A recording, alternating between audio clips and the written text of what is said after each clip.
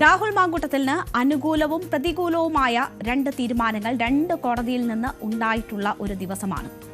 രാഹുൽ മാങ്കൂട്ടത്തിനെതിരായ ഒരു പരാതി എഴുതി കിട്ടിയാൽ ഇപ്പോൾ അറസ്റ്റ് ഉണ്ടാകും എന്ന് തോന്നിയിരുന്ന ഒരു സമയമുണ്ടായിരുന്നു.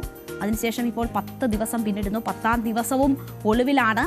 ഒളിവിൽ വളരെ ആഡംബര ജീവിതം അല്ലെങ്കിൽ വലിയ സുഖസൗകര്യങ്ങളോടെയുള്ള ജീവിതം രാഹുൽ മാങ്കൂട്ടത്തിൽ നയിക്കുന്നു എന്ന വിവരങ്ങളാണ് പല റിപ്പോർട്ടുകളും പല ഭാഗങ്ങളിൽ നിന്നും വരുന്നത്.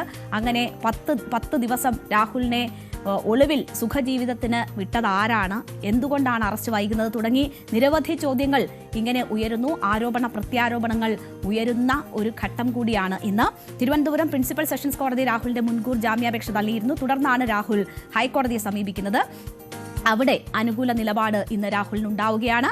23-കാരിയെ ബലാത്സംഗം ചെയ്തെന്ന രണ്ടാമത്തെ കേസിൽ പാലക്കാട് MLA രാഹുൽ മാങ്കൂട്ടത്തിൽ സമർപ്പിച്ച മുൻകൂർ ജാമ്യാപേക്ഷയിൽ വിശദവാദത്തിലേക്ക് തിങ്കളാഴ്ചത്തേക്ക് മാറ്റിയിരിക്കുന്നു. കോടതി അറസ്റ്റ് തടഞ്ഞില്ല എന്നൊരു സാഹചര്യം അവിടെ നിൽക്കുന്നു. അപ്പോൾ ആദ്യത്തെ കേസിൽ അറസ്റ്റ് തടയുകയും രണ്ടാമത്തെ കേസിൽ അറസ്റ്റ് തടയാതിരിക്കുകയും ചെയ്ത ഒരു സാഹചര്യമാണ് ഇപ്പോഴുള്ളത്. അതിന്റെ വിശദാംശങ്ങളിലേക്കാണ് നമ്മൾ കടക്കുന്നത്. ബലാത്സംഗ കേസിൽ രാഹുൽ മാങ്കൂട്ടത്തിന്റെ അറസ്റ്റ് തൽക്കാലത്തേക്ക് ഹൈക്കോടതി തടഞ്ഞിരിക്കുകയാണ്. അത് ആദ്യത്തെ കേസിലാണ്. വിശദമായ വാദം കേട്ട ശേഷം തീരുമാനം എടുക്കാം എന്ന് വ്യക്തമാക്കിക്കൊണ്ടാണ് കോടതി ഈ കേസ് മാറ്റിവെച്ചിരിക്കുന്നത്, ഈ ഹർജി മാറ്റിവെച്ചിരിക്കുന്നത്. വരുന്ന 15-ാം തീയതിയിലേക്കാണ് ഇത് മാറ്റിയിരിക്കുന്നത്. അപ്പോൾ കോടതി പറയുന്നത് ഇതിൽ വിശദമായ വാദം കേൾക്കണമെന്നതാണ്. വിശദമായ വാദം കേൾക്കണമെന്നും അറസ്റ്റ് തടയരുതെന്നും പ്രോസിക്യൂഷനും ഈ കാര്യത്തിൽ കോടതിയോട് ആവശ്യപ്പെട്ടിരുന്നു. യുവതിയെ ബലാത്സംഗം ചെയ്ത് നിർബന്ധിച്ച് ഗർഭഛിദ്രം നടത്തിയെന്നാണ് രാഹുൽ മാങ്കൂട്ടത്തിനെതിരായ അവിടെയുള്ള കേസ്. പരാതി നൽകാനുണ്ടായ കാലതാമസം, പരാതി നേരിട്ട് മുഖ്യമന്ത്രിക്ക് നൽകിയത് രാഷ്ട്രീയ പ്രേരിതം എന്നീ ആരോപണങ്ങൾ ഉന്നയിച്ചുകൊണ്ടാണ് രാഹുൽ മാങ്കൂട്ടത്തിൽ ഹൈക്കോടതിയെ സമീപിച്ചിരിക്കുന്നത്.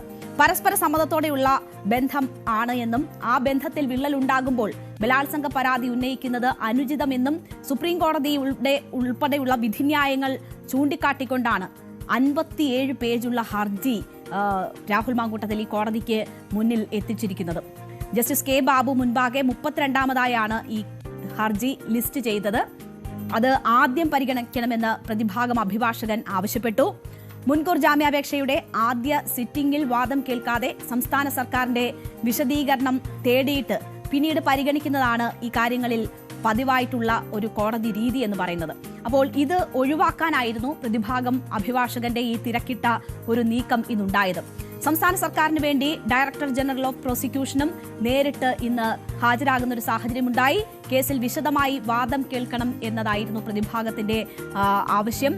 തയ്യാറെന്ന് സർക്കാരും പറഞ്ഞു. എന്നാൽ ഹർജിയിൽ പറയുന്നത് ഗുരുതര സ്വഭാവമുള്ള ആരോപണങ്ങളാണെന്നും വിശദമായ വാദം ആവശ്യമാണ് എന്നും ഉള്ള ഒരു നിലപാടിലേക്കാണ് അവസാനം ഹൈക്കോടതി എത്തുന്നത്.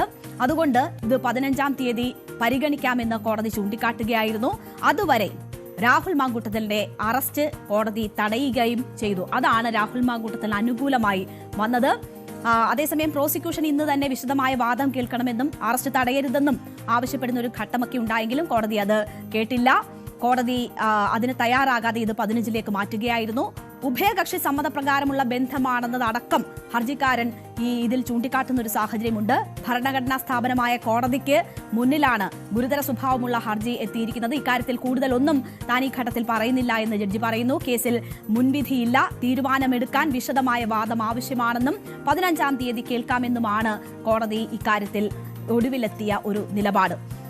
തിരുവനന്തപുരം സെഷൻസ് കോടതി മുൻകൂർ ജാമ്യം തള്ളിയതോടെയാണ് രാഹുൽ മാങ്കൂട്ടത്തിൽ ഹൈക്കോടതിയിലേക്ക് എത്തിയത്. അവിടെ എന്തായാലും രാഹുലിന് അനുകൂലമായ ഒരു സാഹചര്യം ഉണ്ടാകുന്നു. പക്ഷേ ഈ രണ്ട് കോടതികളുടെ തീരുമാനത്തിനിടയിലുള്ള സമയം രാഹുലിനെ അറസ്റ്റ് ചെയ്യുന്നതിന് ആ കേസുമായി ബന്ധപ്പെട്ട് യാതൊരു തടസ്സവും അന്വേഷണ സംഘത്തെ സംബന്ധിച്ചില്ലായിരുന്നു. അതിനു മുൻപുള്ള പരാതി കിട്ടിയതിനു ശേഷമുള്ള ദിവസവും അറസ്റ്റ് ചെയ്യുന്നതിന് തടസ്സമില്ലായിരുന്നു. ഇന്നാണ് കോടതി അങ്ങനെ ഒരു തടസ്സം ഉന്നയിക്കുന്നത്.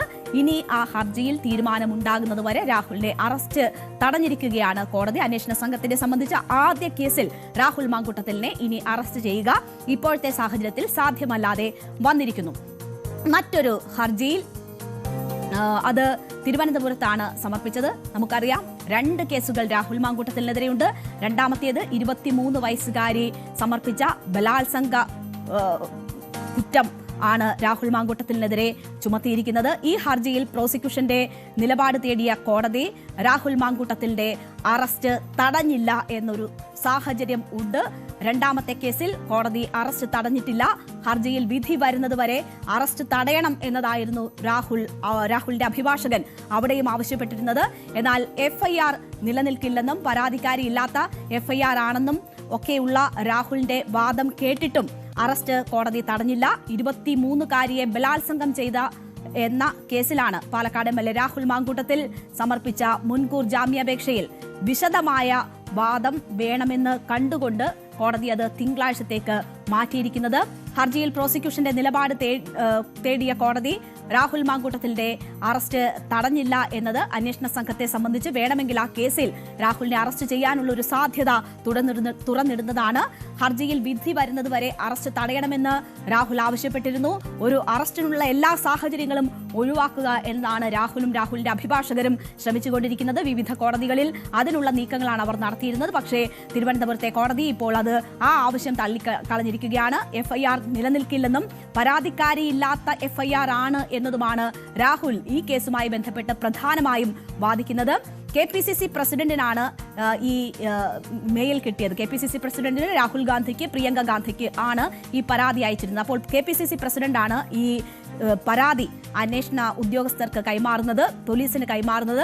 അപ്പോൾ അങ്ങനെ ലഭിച്ച ഒരു ഇമെയിൽ സന്ദേശം മാത്രമാണ് ഇത് എന്ന ഒരു കാര്യം കോടതിയിൽ രാഹുലിന്റെ അഭിഭാഷകൻ ആവർത്തിച്ച് പറയുന്നു. ഇതെങ്ങനെ നിലനിൽക്കും എന്ന ഒരു ചോദ്യമാണ് അവർ ഉന്നയിച്ചത്.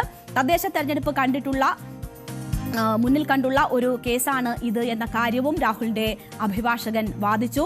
ഇത് 2023 പരാതിയാണെന്നും KPCC പ്രസിഡന്റിന് പരാതി കിട്ടിയതുകൊണ്ടല്ലേ ഇതിപ്പോൾ രാഷ്ട്രീയമായി മാറുന്നതെന്നും ഉള്ള ഒരു മറു ചോദ്യമാണ് കോടതി ചൂണ്ടിക്കാട്ടിയത്. കേസിൽ വാദം പൂർത്തിയാവുന്നതുവരെ അറസ്റ്റ് തടയണമെന്ന ആവശ്യം പിന്നീട് രാഹുലിന്റെ അഭിഭാഷകന്റെ ഭാഗത്തു നിന്നുമുണ്ടായി. അതും കോടതി അംഗീകരിച്ചില്ല എന്നൊരു സാഹചര്യമുണ്ട്. രാഷ്ട്രീയ പ്രേരിത കേസാണോ എന്ന് കോടതി ചോദിക്കുന്ന ഒരു സാഹചര്യവും ഇന്ന് ഉണ്ടായി. KPCC പ്രസിഡന്റിന് പരാതിയിൽ കഴമ്പുണ്ടെന്ന് തോന്നിയതുകൊണ്ടാകാം പോലീസിന് ഫോർവേഡ് ചെയ്തതെന്നും അറസ്റ്റ് തടയാൻ ഈ കോടതിക്ക് അധികാരമില്ല എന്നതുമാണ് പ്രോസിക്യൂഷൻ വാദിച്ചത്. 2023 പരാതിയല്ലേ എന്ന് ചോദിച്ച കോടതി ആ സാഹചര്യത്തിൽ അറസ്റ്റ് തടയുന്നതിന് കോടതിക്ക് അധികാരമുണ്ടെന്നും എന്നാൽ പുതിയ സാഹചര്യങ്ങൾ പരിഗണിച്ച് ഇപ്പോൾ അറസ്റ്റ് തടയുന്നില്ല എന്നും വ്യക്തമാക്കുകയായിരുന്നു. അങ്ങനെയാണ് രാഹുലിന്റെ അറസ്റ്റ് തടയണമെന്ന ആവശ്യം കോടതി തള്ളിക്കളഞ്ഞിരിക്കുന്നത്. എന്തായാലും ആ കേസിൽ വേണമെങ്കിൽ അന്വേഷണ സംഘത്തിന് മുന്നോട്ട് പോകാൻ കഴിയുന്ന ഒരു സാഹചര്യമാണുള്ളത്. പക്ഷേ ഇപ്പോഴും രാഹുലിന്റെ അറസ്റ്റ് സംബന്ധിച്ച് വലിയ വാദപ്രതിവാദങ്ങൾ, രാഷ്ട്രീയ വിവാദങ്ങൾ സജീവമാണ്. നമുക്കറിയാം, ഞാൻ നേരത്തെ ചൂണ്ടിക്കാട്ടിയ സാഹചര്യം ഈ തദ്ദേശ തെരഞ്ഞെടുപ്പിൽ ഏറ്റവും ചർച്ചയാകുന്ന വിഷയം രാഹുൽ മാങ്കൂട്ടത്തിലുമായി ബന്ധപ്പെട്ടുള്ള ബലാത്സംഗ പരാതികളാണ്. അത് UDFനെ വലിയ പ്രതിരോധത്തിലാക്കുന്നുണ്ട്. അവരെ സംബന്ധിച്ച് അവർ ഒരു പാർട്ടിക്ക് എടുക്കാൻ കഴിയുന്ന സാധ്യമായ നിലപാടുകളെല്ലാം സ്വീകരിച്ചു എന്ന് പറഞ്ഞ് അതിനെ പ്രതിരോധിക്കാൻ ശ്രമിക്കുകയാണ്. അതിനോടൊപ്പം തന്നെ അറസ്റ്റ് വൈകുന്നത് ഇത് രാഷ്ട്രീയമായി ഉപയോഗിക്കാനുള്ള സർക്കാരിന്റെ തന്ത്രമാണ് എന്നത് തുറന്നു കാട്ടാൻ കൂടി അവർ ശ്രമിക്കുന്ന ഒരു ഘട്ടമാണ്. അതുകൊണ്ട് തന്നെ അറസ്റ്റ് വൈകുമ്പോൾ ആ രാഷ്ട്രീയ വിവാദം കുറച്ചുകൂടി ചൂട് പിടിക്കുന്നതാണ് നമ്മൾ കാണുന്നത്. രാഹുൽ എവിടെയെന്ന് കോൺഗ്രസിന് അറിയാമെന്ന മുഖ്യമന്ത്രിയുടെ ഒരു പരാമർശം ഇതിനിടയിൽ ഉണ്ടായി. രാഹുൽ മാങ്കൂട്ടത്തിന്റെ അറസ്റ്റ് തടഞ്ഞത്, ഇന്ന് കോടതി തടഞ്ഞത് അതൊരു സ്വാഭാവിക നടപടി എന്നതാണ് മുഖ്യമന്ത്രി പറയുന്നത്. കോടതി സാധാരണ എടുക്കുന്ന നടപടികളുടെ ഭാഗം മാത്രമാണ് അതൊരു തരത്തിലും ഒരു തിരിച്ചടിയോ അങ്ങനെയൊന്നുമല്ല എന്ന് സൂചിപ്പിക്കുകയാണ് മുഖ്യമന്ത്രി ചെയ്തിരിക്കുന്നത്. പകരം മുഖ്യമന്ത്രി ആവർത്തിക്കുന്നത് രാഹുലിന് ഒളിത്താവളം ഒരുക്കിയത് കോൺഗ്രസ് ആണ് എന്നതാണ്. അതുകൊണ്ട് അന്വേഷണ സംഘത്തിന് രാഹുലിനെ പിടിക്കാൻ കഴിയുന്നില്ല. അത്രമാത്രം സുരക്ഷിതമായ ഒളിത്താവളം കോൺഗ്രസ് ഒരുക്കിയിരിക്കുന്നു രാഹുലിന് വേണ്ടി എന്ന ആരോപണമാണ് മുഖ്യമന്ത്രി ഇക്കാര്യത്തിൽ ഉന്നയിക്കുന്നത്.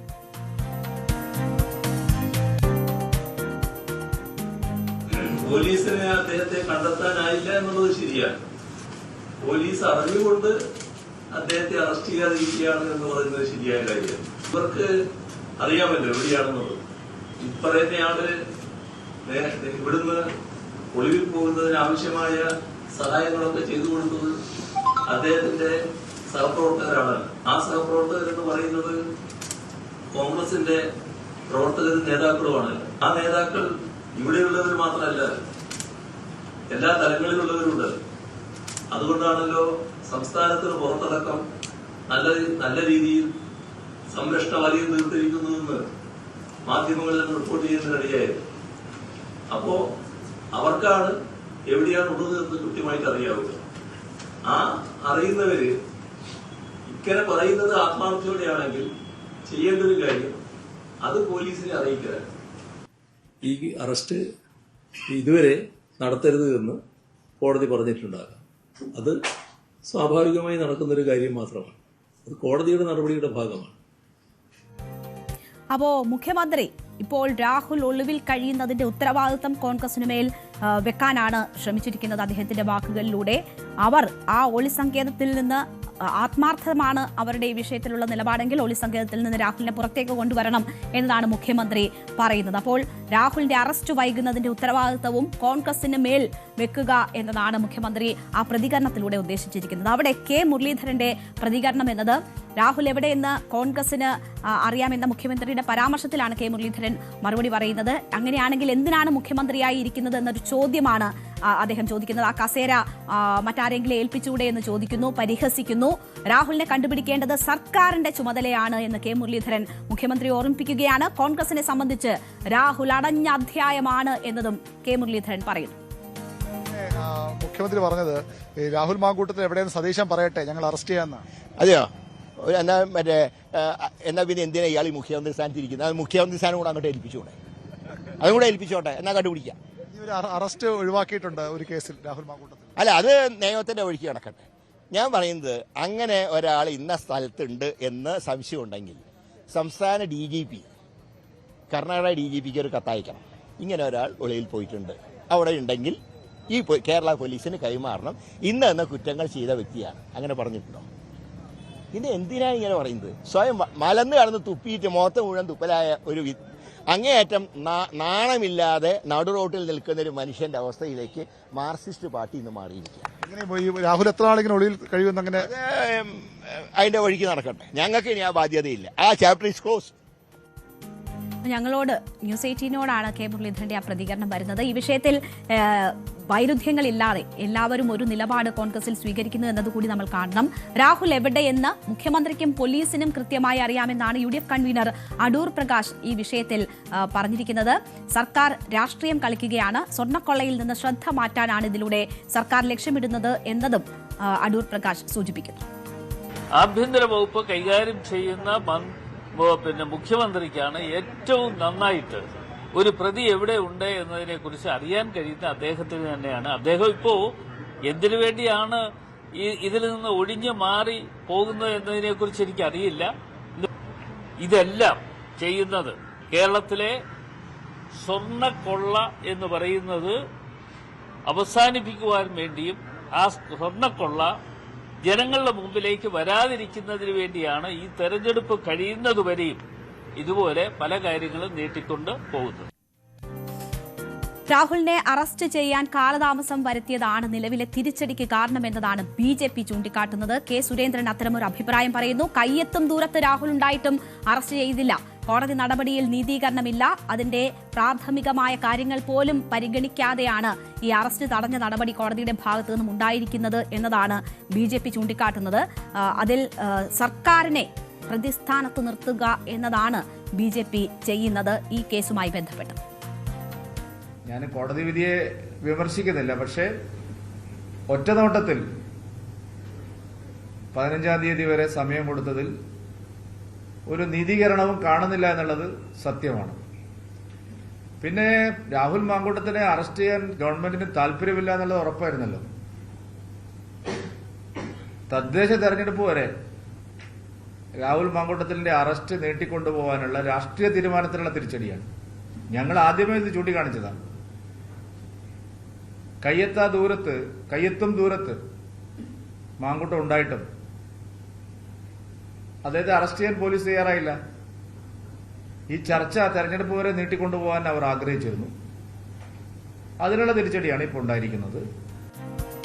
അപ്പോൾ അറസ്റ്റ് എന്തുകൊണ്ടുണ്ടാകുന്നില്ല? ഇത് സംബന്ധിച്ചുള്ള ആരോപണ പ്രത്യാരോപണങ്ങളാണ് നടന്നുകൊണ്ടിരിക്കുന്നത്. 10 ദിവസമായി രാഹുൽ മാങ്കൂട്ടത്തിൽ ഒളിവിലാണ്. ആ ഒളിവിലിരിക്കുന്ന രാഹുൽ മാങ്കൂട്ടത്തിൽ എത്ര ശക്തനാണ് എന്നത് തെളിയിക്കാനുള്ള 2 ഉദാഹരണങ്ങൾ കൂടി നമുക്ക് നോക്കാം. രാഹുൽ മാങ്കൂട്ടത്തിനെതിരെ പരാതി നൽകിയ യുവതിക്കെതിരെ സൈബർ ആക്രമണം ഇപ്പോഴും തുടരുകയാണ്. യുവതിയുടെ ചിത്രം വെച്ച് പോസ്റ്റുകൾ വരികയാണ്. അരിസ്റ്റോ ഷാജി എന്ന FB പേജിലൂടെയൊക്കെയാണ് ഈ പരാതിക്കാരിക്കെതിരായ അധിക്ഷേപ പോസ്റ്റുകൾ ഇങ്ങനെ പ്രചരിക്കുന്നത്. സൈബർ ആക്രമണത്തിൽ കർശന നടപടി ഉണ്ടാകും എന്ന് സൈബർ ക്രൈം പോലീസ് മുന്നറിയിപ്പ് നൽകിയിട്ടുണ്ട്. പക്ഷേ നേരത്തെ തന്നെ ഇത്തരം സംഭവങ്ങൾ വരികയും അതിൽ ഉൾപ്പെട്ടവർക്കെതിരെയൊക്കെ നടപടി സ്വീകരിക്കുകയും ചെയ്തിട്ട് ഇപ്പോഴും സമൂഹ മാധ്യമങ്ങൾ വഴി ആ അതിജീവിത ആക്രമിക്കപ്പെട്ടുകൊണ്ടേ ഇരിക്കുന്ന സാഹചര്യം ഉണ്ടാവുകയാണ്. ഒളിവിലിരുന്നു കൊണ്ടാണ് ഈ ഇങ്ങനെയുള്ള ഓപ്പറേഷൻസ് നടത്തുന്നത് എന്നത് നമ്മൾ കാണണം. അത് ഒരു ഉദാഹരണം. മറ്റൊന്ന്, ഈ റിനി ആൻഡ് ജോർജ് എന്ന പെൺകുട്ടിയാണ് ആദ്യമായി ചില സൂചനകൾ നൽകിക്കൊണ്ട് രാഹുൽ മാങ്കൂട്ടത്തിനെതിരെ രംഗത്ത് വരുന്നത്. പേര് പറഞ്ഞില്ല എങ്കിലും അത് കൃത്യമായിരുന്നു. അതാണ് മറ്റ് പരാതികൾക്കൊക്കെ അടിസ്ഥാനമായ അല്ലെങ്കിൽ ആ പെൺകുട്ടികൾക്ക് കൂടി മുന്നോട്ട് വരാൻ പ്രേരണയായ സാഹചര്യം ഒരുക്കിയത്. അപ്പോൾ ആ പെൺകുട്ടി ഇപ്പോൾ നേരിടുന്നത് വധഭീഷണി ഉൾപ്പെടെയാണ്. റിനി ആൻഡ് ജോർജിന്റെ കുടുംബത്തിനാകെ വധഭീഷണിയാണ്. അവരുടെ വീടിന് സമീപം ഹെൽമറ്റിലെത്തിയ യുവാവ് വധഭീഷണി മുഴക്കുന്നു. പറയുന്നത് രാഹുലിനെതിരെ സംസാരിച്ചാൽ കൊന്നു കളയും എന്ന ഭീഷണിയാണ്. അപ്പോൾ ആ കുടുംബം നേരിടുന്ന കഴിഞ്ഞ ദിവസങ്ങളിലായി സമൂഹ മാധ്യമത്തിലൂടെയൊക്കെ ഏതൊക്കെ തരത്തിൽ ആക്രമിക്കപ്പെട്ടു റിനി ആൻഡ് ജോർജ് എന്ന് പറയുന്ന നടി എന്നത് നമ്മൾ കണ്ടതാണ്. അവർക്കിപ്പോൾ വധഭീഷണി ഉൾപ്പെടെ നേരിടേണ്ടി വരുന്നു. അപ്പോൾ കഴിഞ്ഞ 10 ദിവസമായി ഒളിവിലിരിക്കുന്ന രാഹുൽ ഇപ്പോഴും എത്ര ശക്തനാണ്. ഈ അതിജീവിതമാരെ എതിരെ സംസാരിക്കുന്നവരെയൊക്കെ വേട്ടയാടുന്ന സാഹചര്യം ഇങ്ങനെ സൃഷ്ടിച്ചുകൊണ്ടേയിരിക്കുകയാണ്.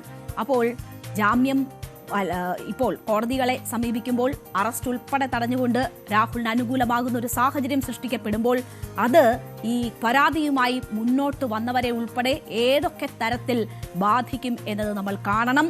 കോടതികളും അവർക്ക് മുന്നിലെത്തുന്ന തെളിവുകളും മറ്റുമൊക്കെ പരിഗണിച്ചുകൊണ്ടായിരിക്കും തീരുമാനങ്ങൾ എടുക്കുന്നത് സ്വാഭാവികമായും. പക്ഷേ അത് ഉയർത്തുന്ന വെല്ലുവിളി എത്രമാത്രം വലുതാണ് എന്നതാണ് നമ്മൾ ഈ 2 അനുഭവങ്ങളിലൂടെ കാണുന്നത്.